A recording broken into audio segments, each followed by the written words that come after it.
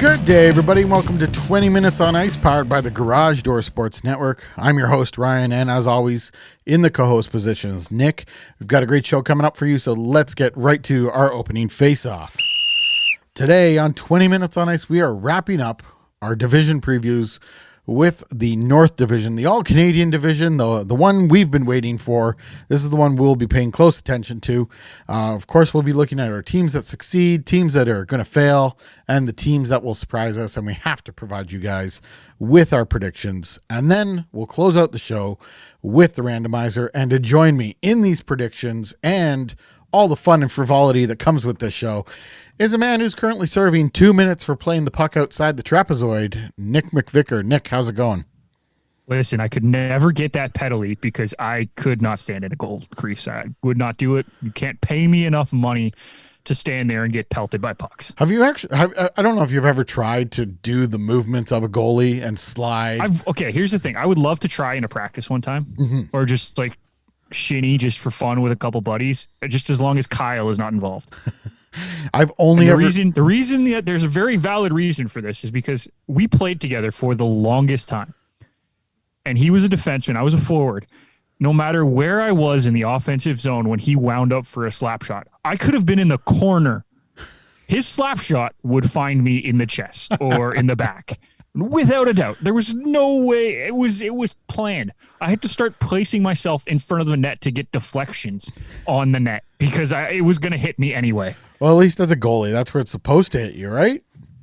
So yes, but I still don't want to get hit by his slap shot. No. And of course, you can listen to Kyle Vardy on the Garage Door Sports podcast as well as the Betting House podcast. Just Nick, Matthew Barzal finally signs. Lou gets it done, as he always seems to do. 3 years, $21 million for Barzal. The 3 years, it's obviously a short-term deal. Does this kind of signify maybe Barzal is going to be looking out for Matthew Barzal here over the next 3 years rather than the New York Islanders? It could be that. I think the thing that gets me, though, is that he's still a restricted free agent at the end of it. Yeah, they didn't walk him up to UFA status. He didn't. But if I was Matt Barzal and I was looking to try to look out for Matt Barzal, I'm getting to that UFA age group, and I'm piecing out if that's the case. But he's an RFA at the end of his contract, so it's not really looking out for him. It's just getting what he could get, I think, more than anything. Maybe we have a Pierre-Luc Dubois situation there, or not necessarily Patrick Laine, but maybe Barzal's quietly let it know, and okay, I'll come play for you and I'll be your top player, but I would like out at some situation. That's just speculation. I'm not saying that's happened, but I think it's a possibility. Lou Lamoriello has a history of that second contract. He doesn't believe that it's the big contract, and he did it with the Leafs, he did it with the Devils, and he did it with Matthew Barzal here. $7 million a year isn't something to turn your back on, but I'd like $7 million a year. Yeah, I could take half of that, or even 10%. I could take a quarter of that and be happy. All good. But I just wonder if Lou's a great GM, but if this really does damage relationships, and is this something that you really want to do with a player like Barzal? No, I don't think you do, and I think it paints them into a very weird corner of, okay, where do we go on his next contract then? $7 million is a decent chunk of change, and for 3 years, we've seen players who get these short contracts and excel, and I feel like Matt Barzal is going to be one of those players. Like, you don't hear a lot from him. He puts his head down, he gets things done, and then just kind of lets his play do the talking.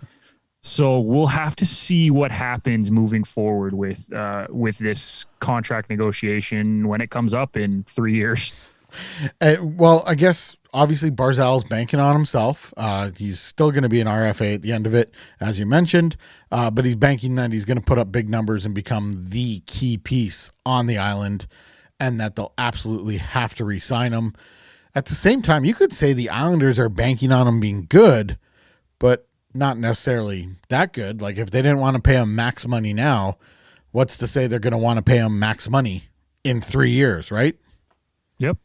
It's exactly right. And I don't know if he will ever earn max money on the island, but he's going to hope and he's going to pray that that's what he can get. If he's their top star, I mean, yeah, he maybe Anders Lee. Yeah, I'm taking Barzal over Anders Lee every day of the week. Just saying. So, yep, they're two pieces, and that's how the Islanders are going to play it. So, it's worked for Lou Lamoriello up to this point. You know, hard negotiating with his young stars and on that second contract.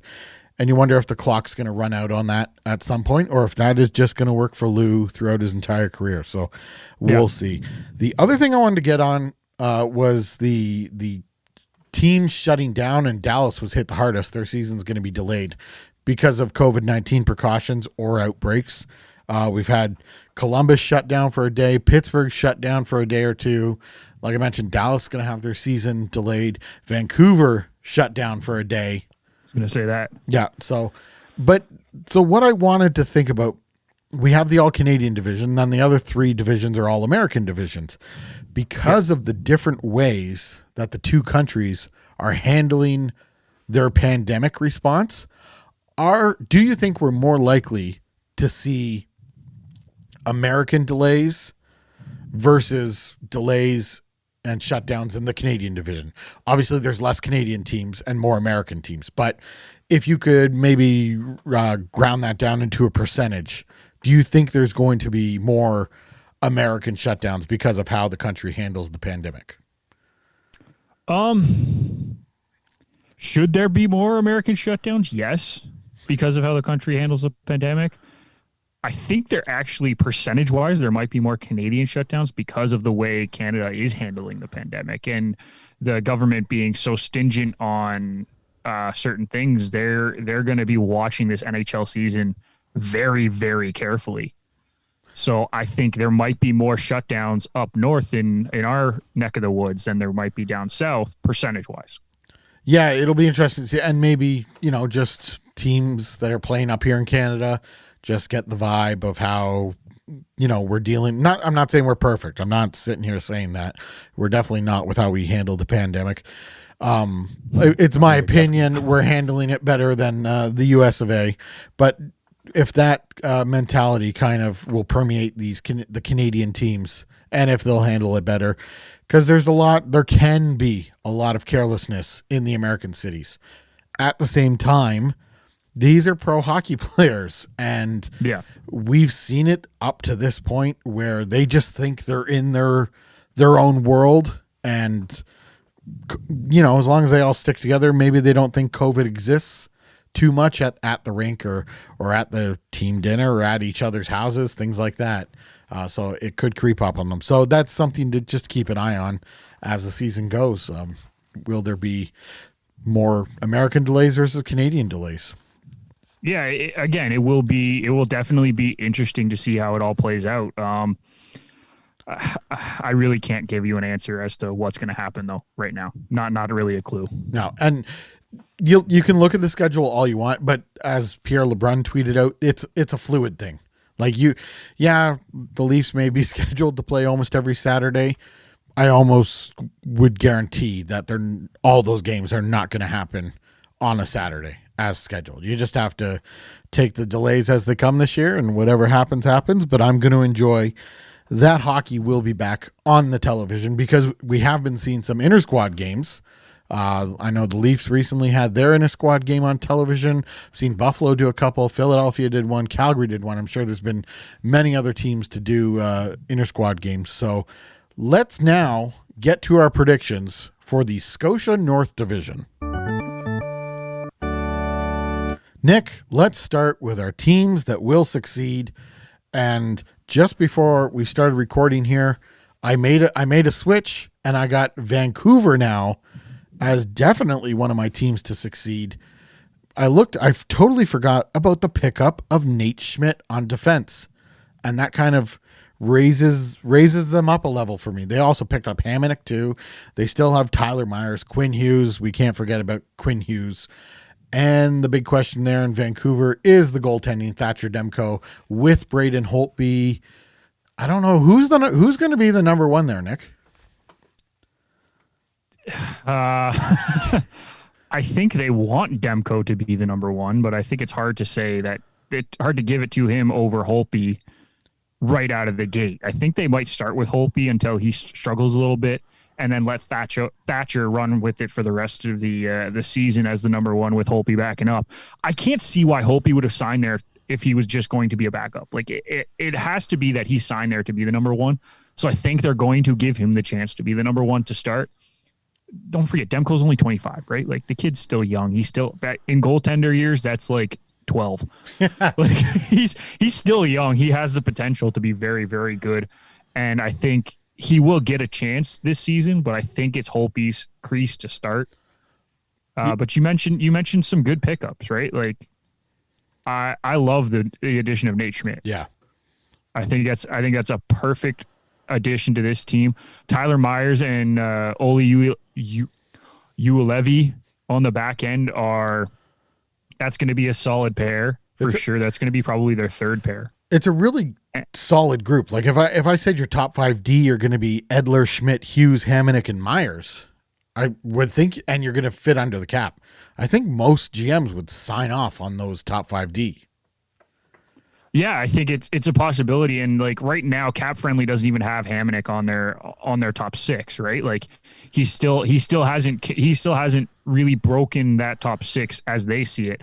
So it's up for debate, and I think it'll be interesting to see how they play out. The real question is, what type of goaltending are they going to get? Because they got very, very good goaltending from Jacob Markstrom last year, and now he's at their rival. And who is going to score outside of the top line and a half? Because the top line of Pettersson, Miller, and Besser, they're going to score. We know that. We're not really worried about that line putting the puck in the net, right? Can Miller do it again? That's can he be? I think on that line with Pettersson and Besser, I think on that line he'll be fine. I really do. It's the second line of Pearson, Horvat, and Niels Höglander. I think they're going to put the puck in the net. But I don't know. I have no clue at this point in time. It's very hard to say. And then after that, I don't see a whole lot of goals coming from the rest of the line. Maybe Virtanen.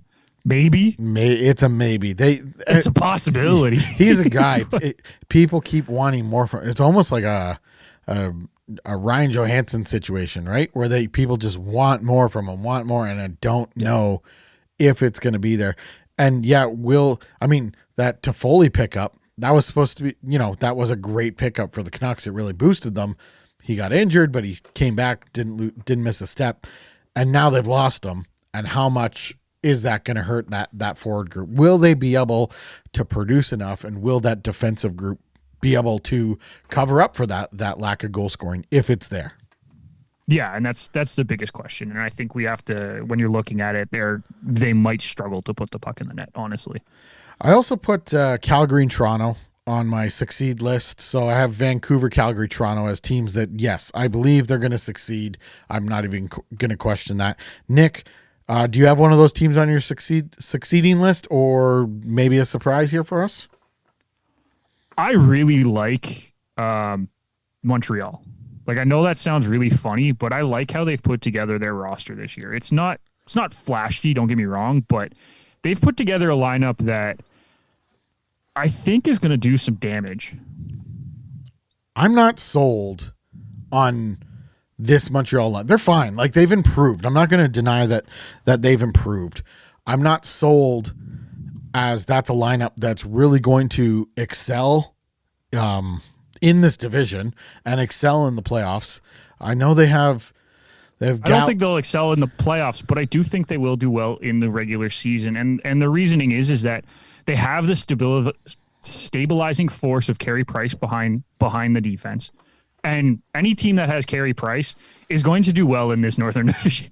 I'm sorry. It's just how it is. Carey Price is such an X factor for them. Like, if he goes, the team goes, and you can see them doing well. And if he falters, then you kind of look at that team and go, oh, it might be weak. Yeah, but at the same time, I also like the additions of Tyler Toffoli. I think he will be a great addition on the third line, which is where he's probably going to end up playing right now. That would be my guess. But the top line of Tatar, Deneau, and Gallagher, is a very good second line, in my opinion. They don't have a top line. No. Let's make that very clear. They don't have a top line, and that's fine.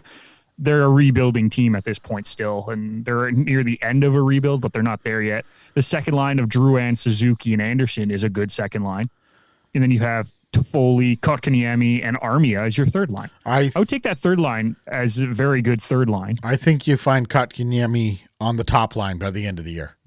Yeah, but as of right now, starting the season, he's probably going to end up being on the third line with Toffoli to protect him more than anything. I don't see that lasting. That guy got sent to the AHL, played for Laval, showed up in the return to play, and was dynamite for them. He was absolutely dynamite for Montreal. And I see that continuing. With that, with Carey Price's play, now we got to look at the defense. And I guess it's like I'm just sitting around waiting for Shea Weber to drop off when really I should be enjoying his play because he's a fantastic defense. He's the type of defenseman that I love. He can hit, he can score, he plays really good defense. I should just stop waiting for him to fall off a cliff. You really should, because Shea Weber is an absolute beast. Now, listen, if you're playing fantasy hockey, I probably would not take Shea Weber very high just because point-wise, he's not going to put up a whole lot. But as a defensive player, the guy knows how to play the game very, very, very well. And they picked up Ben Sherratt, which I think is actually the perfect complement to Shea Weber on the other side. So that'll be good. Their second pair of Edmondson and Petrie is good. Yeah, that's just there's no real issues there. The third pair might be a question mark because you're bringing in the rookie, well, the young guy. I'm not going to call him a rookie, but the young guy in Alexander Romanov and Brett Kulak. So both guys that maybe are a little bit more inexperienced, but at the same time, both are probably going to be okay. The defense is good. It's not great. It's not going to blow you away, but it's good. And that's why I think in front of a Carey Price goaltender, they will have success this year. I'm not putting them at the top of the division, but they will have success.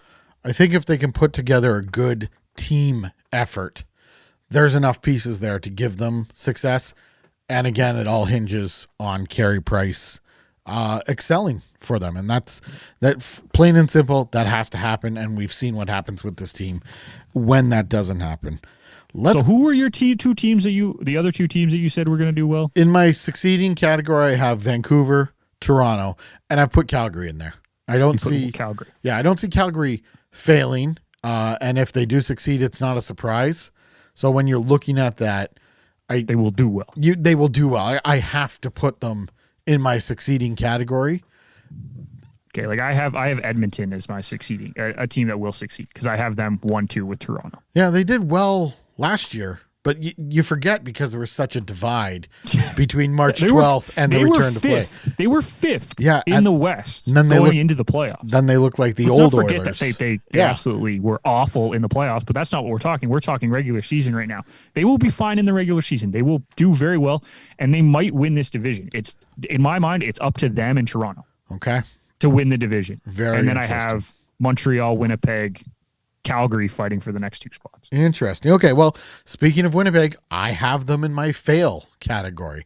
I thought they looked terrible in the return to play. Now they got decimated by injuries, so let's not forget about that. But this Patrick Laine thing and his whole attitude walking into training camp, I know he didn't say that he wanted to be traded. His agent did, but that doesn't just happen. That's not a good look. No, the agent works for the player. The agent's not, most of the time, not just going to come out and blurt those things out because he thinks it's going to help his client who's paying him a ton of money. So I think that Laine thing, he looked miserable. I haven't seen the rest of him in camp. He looked miserable on that first day. He had a terrible response to the question. He said, well, I'm here, aren't I?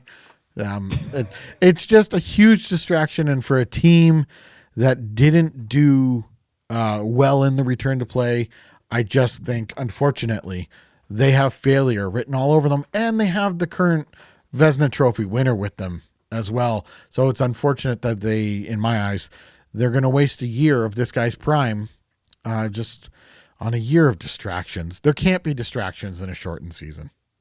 I think they will be fine. I don't think that they're going to be top of the division, but I think they'll be fighting for a playoff spot. They have enough firepower on the offensive end. And yes, Laine might be a distraction, but at the same time, he now has to play well if he wants to get traded. right? So there's that little incentive for him. So he's going to play well to try to get out of Winnipeg if that's the case. And it might not be the case. Let's be honest. There's a chance that he might not actually want to move, and his agent was just speaking out of his ass. My language. I disagree with you on line A at this point needing to do well to get out, because if he struggles, it's going to become more of a distraction. Like, oh, does this guy not want to be here and that's affecting him? Is he giving 100%?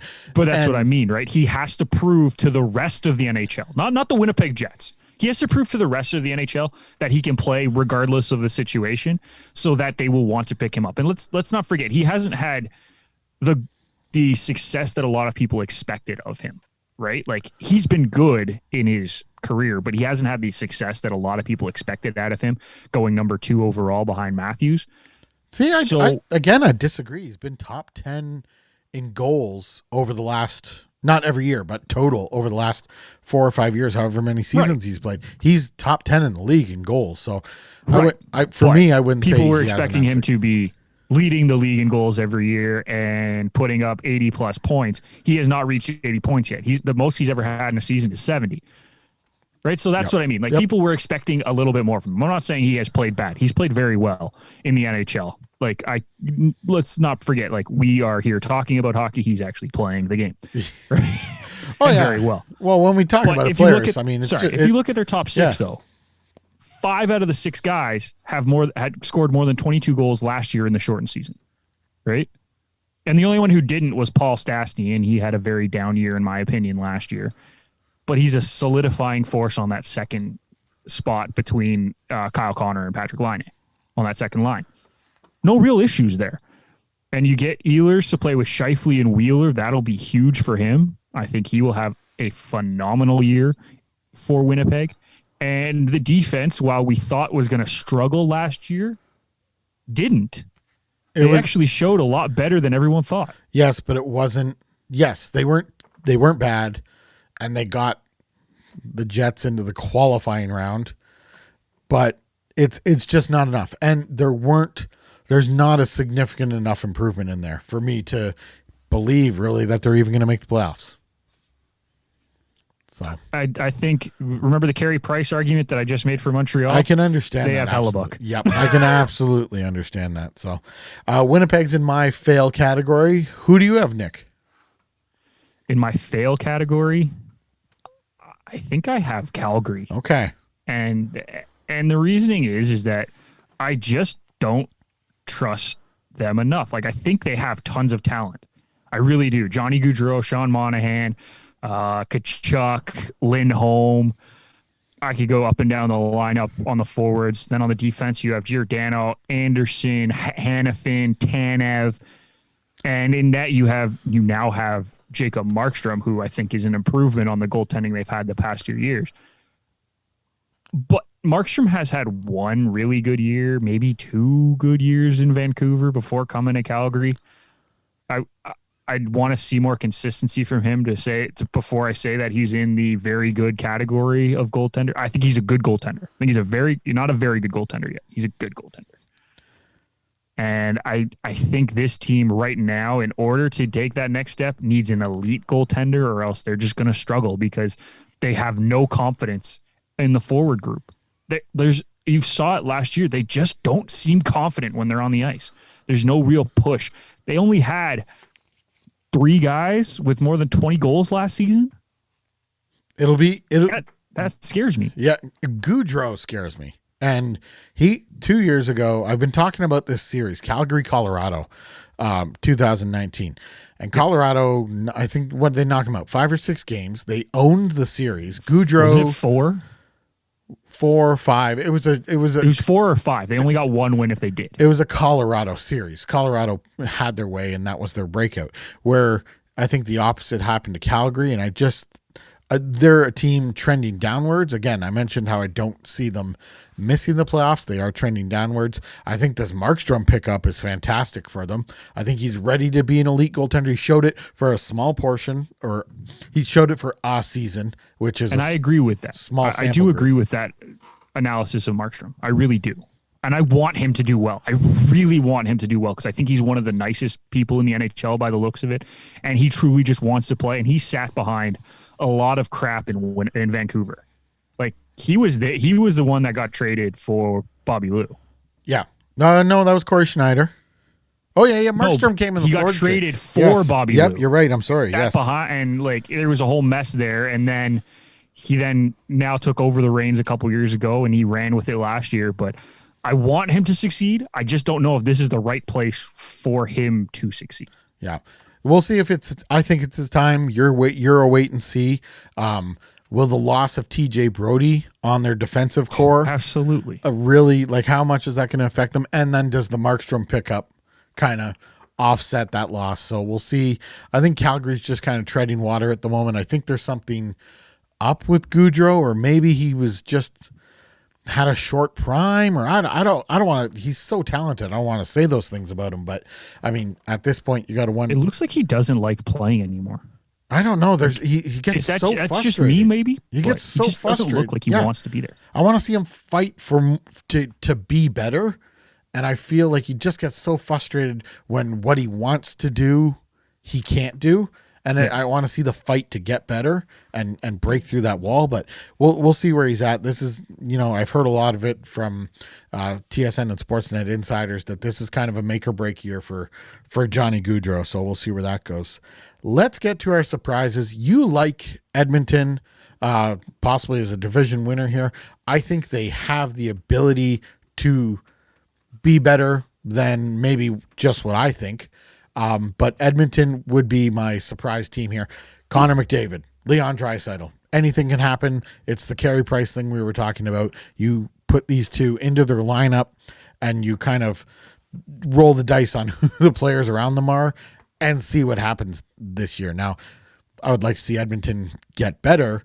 But again, like I mentioned, you have those two elite superstars on your team and anything can happen. So that's why I have to put Edmonton into my surprise category this year.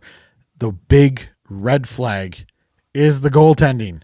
They went back to Mike Smith. He's not even going to be the starter, but they told everybody we're looking for upgraded goaltending. And then when they couldn't get it, well, we're going to go back to Mike Smith and Koskinen's the starter this year. So, which, I mean, the problem is that the better goalies in the free agent market already signed.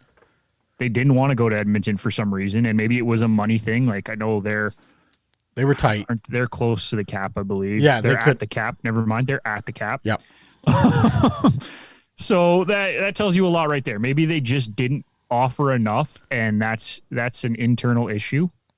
But when you have $20+ million signed to two players, that's going to cost you when it comes to signing new players.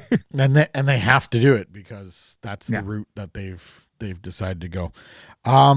Throw in your surprise team. Who do you have here, Nick? Can I say Ottawa will surprise me and still finish last in the division? Okay, so I think we're on the same wavelength here. I would say Ottawa's still going to finish last in the division, but they've improved?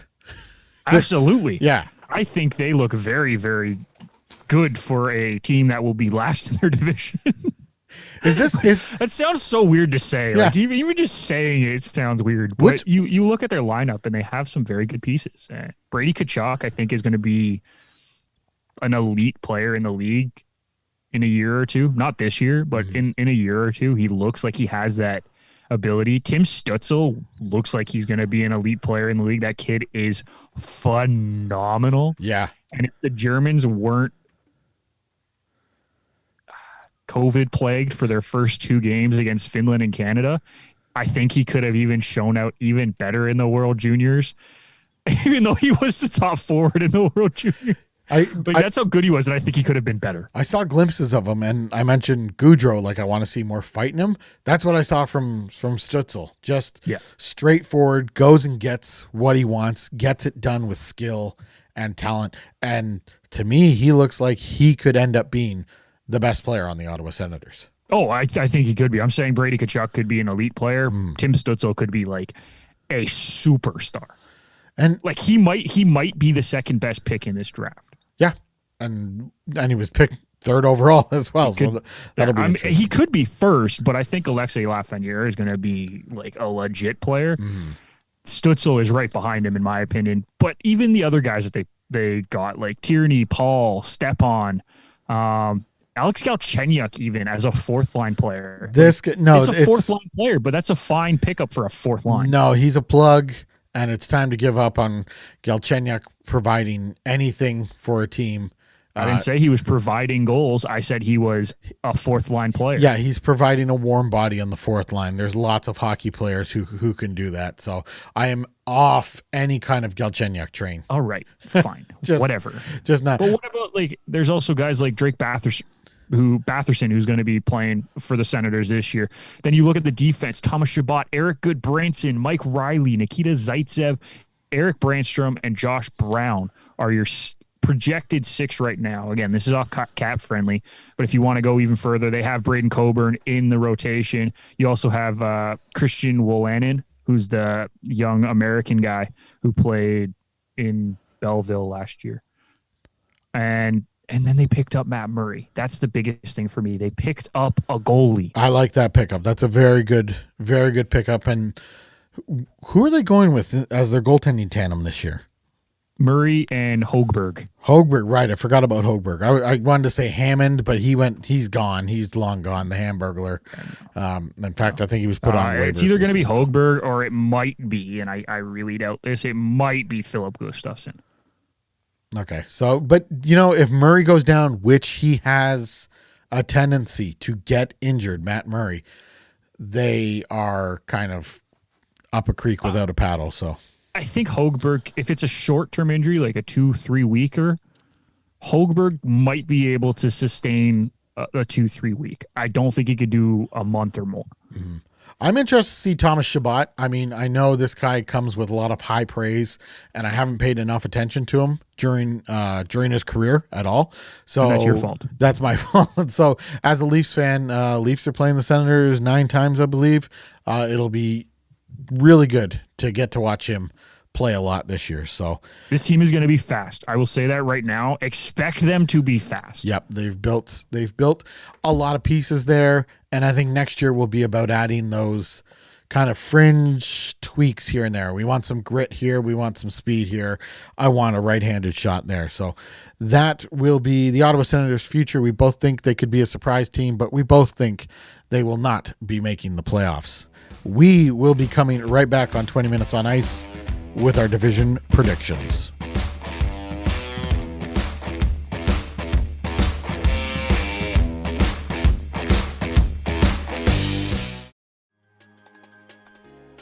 Hey everyone, this is Irfan Manji from Touchline Thoughts. We are an all-soccer podcast hosted by yours truly with guests every episode. We provide news, analysis, and opinions every episode as well. Touchline Thoughts is powered by the Garage Door Sports Network, and you can listen to us on your favorite podcatcher. Cheers.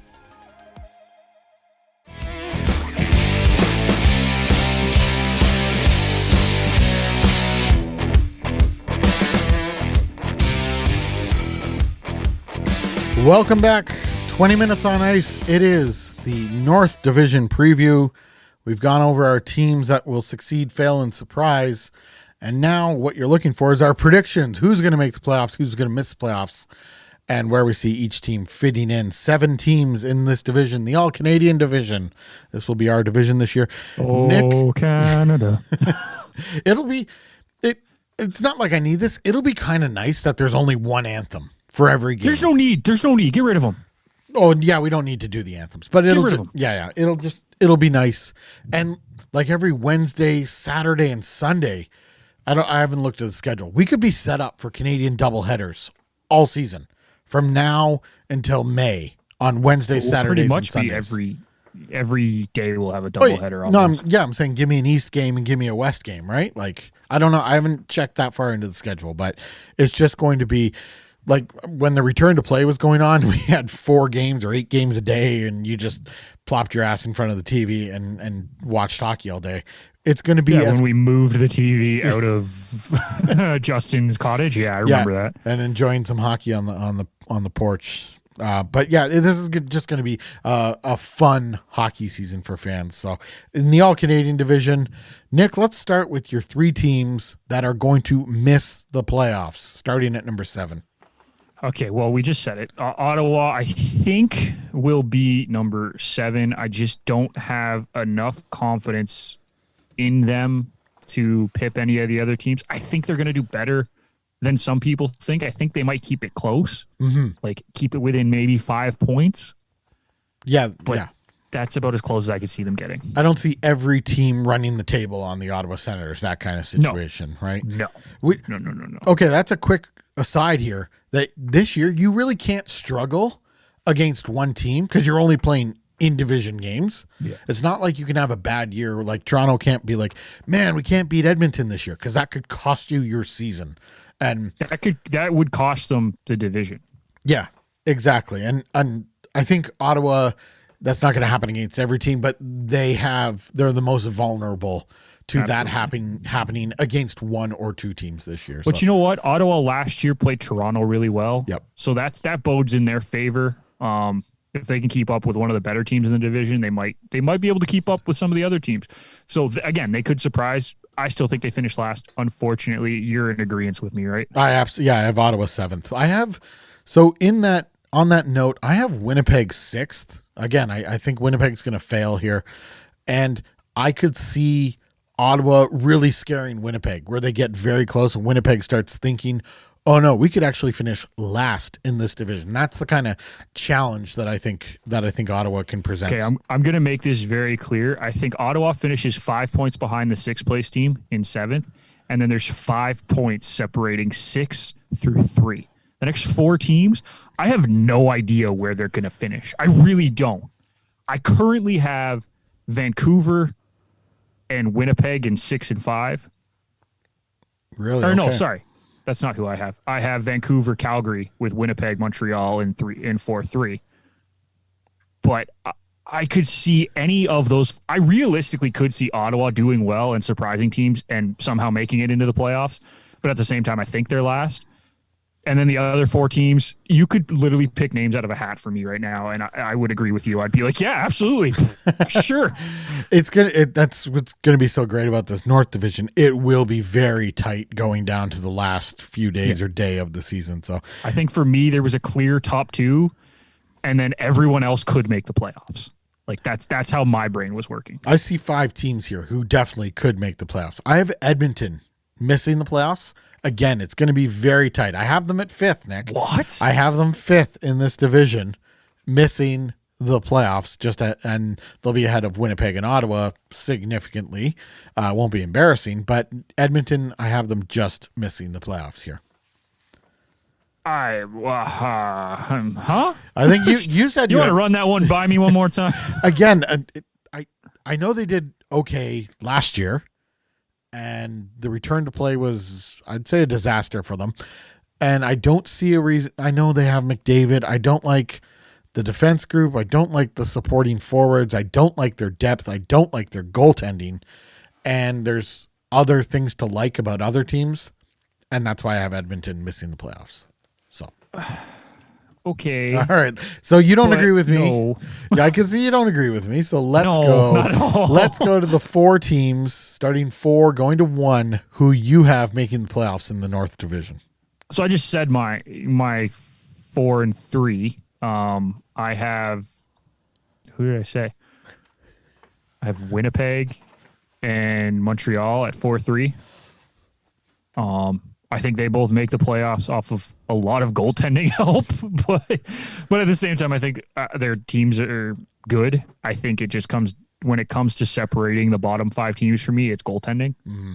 And that's why Hellebuck and Carey Price will help carry their teams past Calgary and Vancouver, just because I need to see how Markstrom plays in a new system.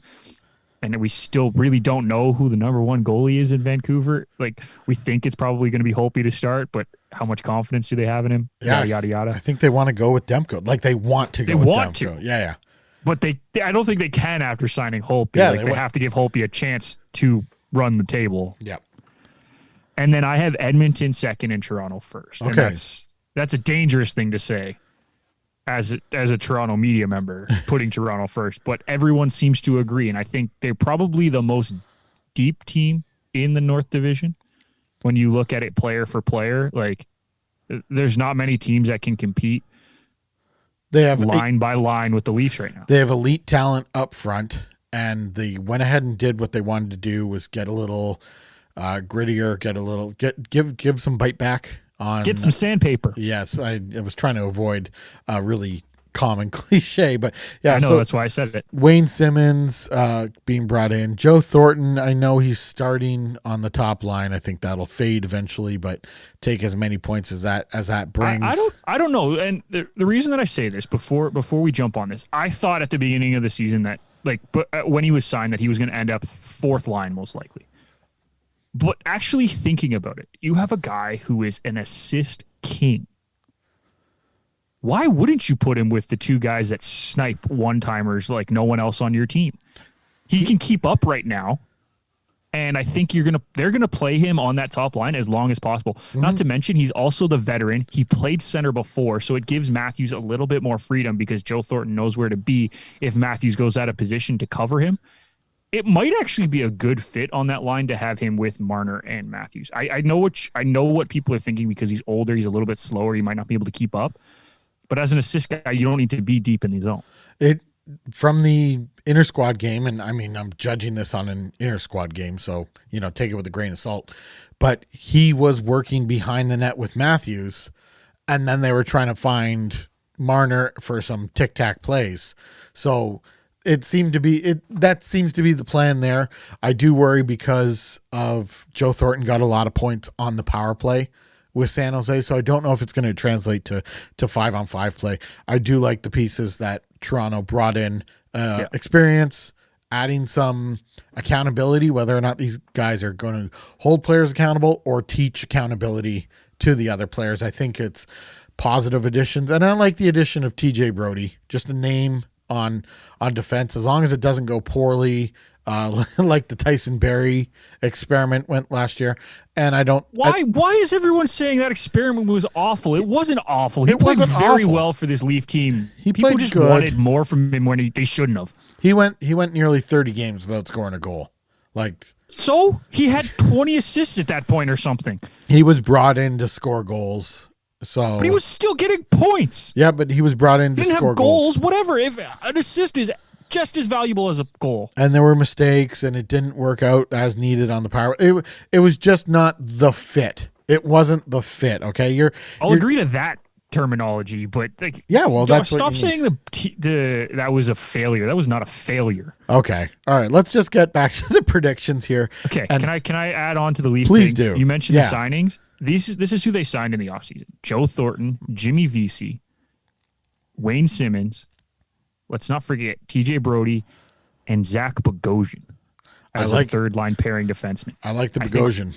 Five pickups got them bigger. Vesey is a fast player who really hasn't had a chance to succeed in Buffalo and New York, respectively. He gets a chance to play alongside Tavares and Willie Nylander. I think that might be a great spot for him to succeed. And then you add Simmons on the fourth line right now, possibly jumping up to the third line, depending on how the lines break down. Like there's like 15 players that could make this Leaf forward group, and 3 of them won't be playing. Yeah, I like Spezza coming back. I like the addition of Simmons. They're bottom 6 guys. They're probably fourth line guys. Simmons, like you mentioned, could tuck up into that third line, but they want to be here. They're ready to go. They want to win. And that's an intangible, I believe, that's going to possibly spread through the team. I think it's just a positive. I don't see, and you have a small amount of depth there, not necessarily in the elite talent, but if those guys do go down, you have people who can play NHL minutes. And also looking at the defensive side, this Lehtinen character, he from the KHL, I believe he was playing.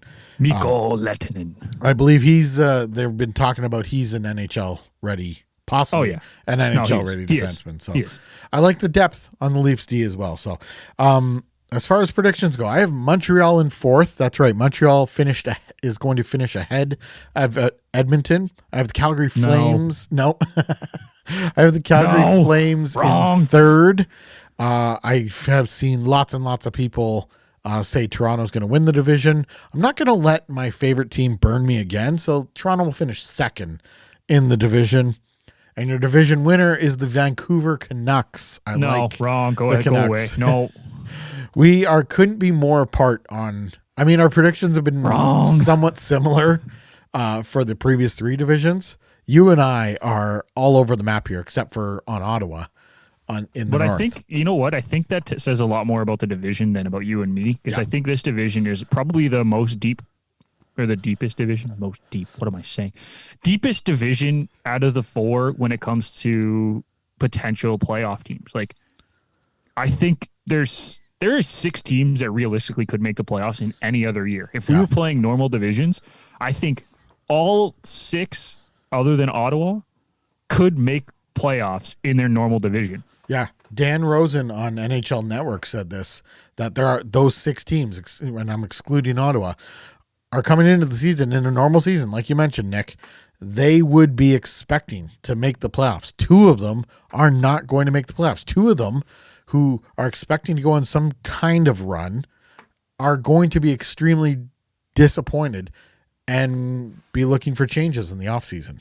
So yeah, and that's kind of crazy to think. It's kind of the storyline of this division. Like, who's going to be those 2 teams that you got to get going. Like, it's a short season. There's no time to stumble. There's no time for failure, or else you could miss in this division. It's a solid division. I don't know if it's the best division. The East was pretty powerful, but it's right there. Yep, and you nailed it on the head. It's right there. All right, Nick, it wraps up our 2021 NHL previews. We're going to see where these teams finish. We'll have to come back to these episodes and see how wrong or right we were. But now I'll be right. You'll be wrong on the North. It's fine. All right, we'll see. Time will tell. Let's hit the randomizer and see what we're playing today. Here we go. Today's game is our newest game, the name game, Nick. The name game. Okay. So this is kind of like the 6 degrees of separation. 6 degrees of Kevin Bacon. Yeah. So you're going to start today, Nick. Let's say you start today. You'll give a name. I have to give a name closely associated with that name. Usually a player, who plays on the same team or was traded for that player. They have to be associated in some way. It kind of is a rapid fire, and for someone who significantly stumbles, they lose. So, Nick, you don't have a lot of confidence in yourself. I don't have confidence in this game because I know you know names a lot better than I do. See, I know the older names. I'm not going to sit here and pretend that I know a lot of the newer. I know a lot of the newer. I know names. A lot of the newer names. You know a lot of the older names. So you're going to try to tailor it back towards the older age group, and I'm screwed.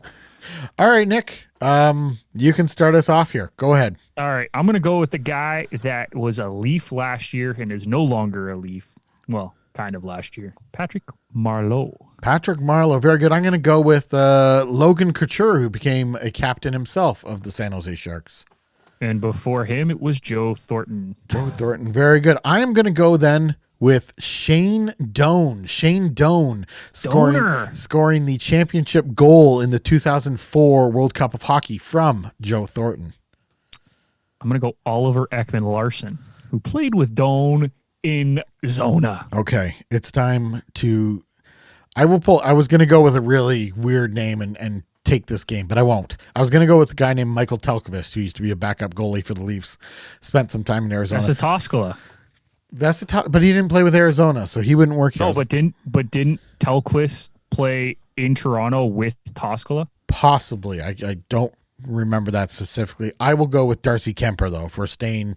I'll stay on the goaltender train. Darcy Kemper, Arizona Coyotes. I want to go Clayton Keller then. Clayton Keller. I will go. Oh, Clayton Keller's an American, so I'll go with Brock Besser, also an American. And we will go Bo Horvat. Oh, I'm trying to think. I'm not going to be able to think of someone who played on Horvat's junior team. So I will go with Jake Virtanen, who I believe was a standout in the World Junior Championships and hasn't found his footing. So Jake Virtanen. Yeah, well, he's a third-line player at this point. So, yeah, Jake Virtanen has not found his footing.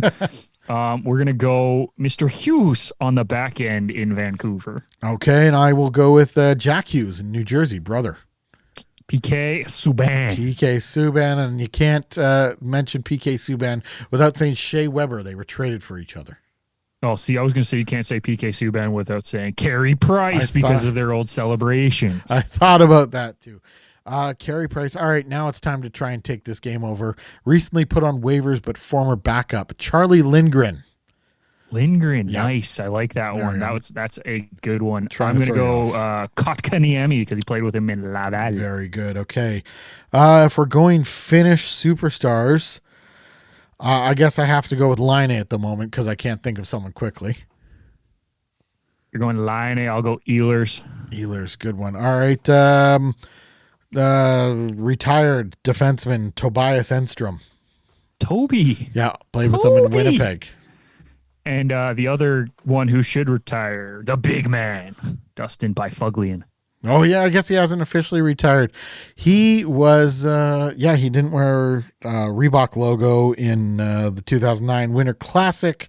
I will go with, and that was a whole contest. So I'll go Cristobal Huet, who played in net for Chicago during the 2009 Winter Classic. And I have to, because you said that, I have to give credit where credit is due to the man who retired this week, Mr. Corey Crawford. That has to be my next name. Corey Crawford, well done. Okay, I'm going to try and throw you off then. We're talking about Chicago Blackhawk goaltenders. Then I'm going to go with Darren Pang. Darren Pang. That's a good one. Darren Pang. Shorty Darren Pang. Who do I want to go with then? Who played with Panger? Come on. I want to go with Kelly Rudy. I know he didn't play with Panger, but he's a goaltender, sport personality. That's a weak association, Nick. But aren't they on the same network sometimes? No, Panger doesn't do any Sportsnet stuff anymore. He hasn't for a long, long time. But I swear they did some of them together. All right, I'll take that for now. And if we're talking about being on the network, I will take last year's superstar Kevin Bieksa, and I have not heard anything about him coming back to TV this year. He's back, isn't he? I swear I saw him on the commercial. I might have missed it. Kevin Bieksa. I swear I saw him on the commercial. Hopefully. I'm pretty sure he was there. Hopefully. I'm gonna go two names because you have to, because you can't say one without the other. The Sedin twins played with BX in Vancouver. Twins. There really hasn't been any other notable twins in the NHL. I can't give you an easy one. I have to say them both. Who was drafted around that time? Oh, this is a good. I don't want to go with someone easy, right? Like I could name any other Canuck. I'm trying to name. So who was drafted after them? Damn it. I'm going to have to go with another Canuck, Ed Jovanovski. Also a high draft pick. But he was a high draft pick for Florida. But he did play Jovo Cup. He did play on the Canucks. We're circling around the Canucks here pretty good. Okay, I'm going to kind of keep with the Canuck connection. And we're going to go Bobby Lou. Bobby Lou. Okay, I'm going to try and throw you off here. I got to get on the throw-off trail. Bobby Lou's backup a couple years ago, James Reimer. James Rhymes. Optimus Rhymes. I'm going to go Nazem Kadri. Kadri played together with Toronto.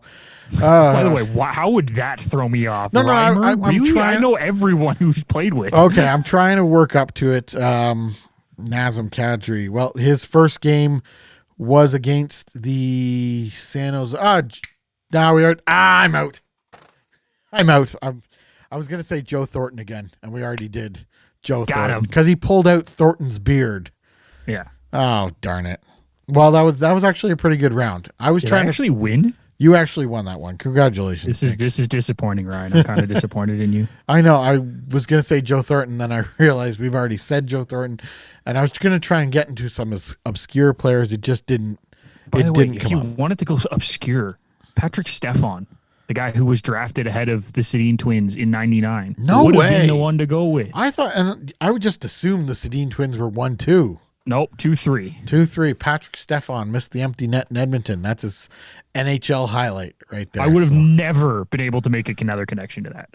No, I guess that would have been tough. I guess you could have gone with another Thrashers high pick, Ilya Kovalchuk, but then we could just spin in circles. Maybe moving forward, we're going to have to like come up with play together. a theme, like a theme to kind of bind us by, like defenseman or something like that. So we'll see where this goes. That is the horn that brings an end to this 20 Minutes on Ice. Be sure to subscribe to the show and give us a like, a thumbs up on YouTube. Follow me on Twitter at Ryan_H16. Follow Nick at Nick McVicker, and the show on Twitter and Instagram at 20 Minutes on Ice. Head on over to garagedoorsports.com and find us under the shows tab. We will be back next week with more 20 Minutes on Ice. Thank you for listening, everybody. Goodbye.